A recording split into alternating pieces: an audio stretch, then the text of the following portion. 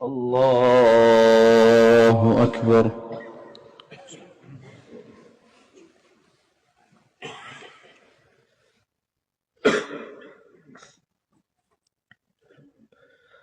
আলহামদুলিল্লাহি রাব্বিল আলামিন।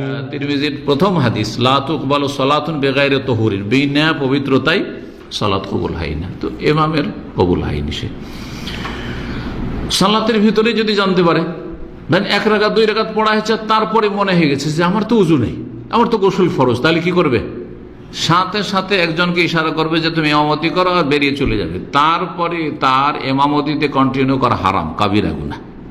বরং ওলামারা বলেছেন, কেউ যদি জেনে শুনে নাপাক অবস্থায় বিনা উযুতে অথবা বিনা গোসলে, গোসল ফরজ আছে, সালাত পড়ায়, তো এটাকে কুফর বলেছেন, কাফের হয়ে যাবে। কারণ হারামকে হালাল মনে করলে যেন তারা সালাতে একটু এগিয়ে যাওয়া জায়েজ নেই, হারাম কুফর পর্যন্ত বলেছেন। সুতরাং সতর্ক সাবধান। কিন্তু যখন জানা ছিল না, যেমনই মনে হয়েছে তেমনই বেরিয়ে যাবে এবং ইশারা করবে। সালাত জামাত শেষ হয়ে গেছে, জামাত শেষ হওয়ার পরে মনে হয়েছে, তাহলে বলবে যে তোমরা সালাত পড়ো কারো ইমামতিতে, আর আমি চলো, অথবা অপেক্ষা করো, আমি উযু করে আসি, তারপর তোমাদেরকে।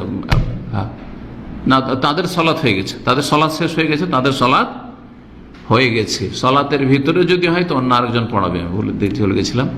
আর যদি সালাত শেষ হয়ে গিয়ে থাকে তো মুক্তাদির সালাত হয়ে গেছে। জি, কিন্তু ইমাম সালাত পড়বে। জি।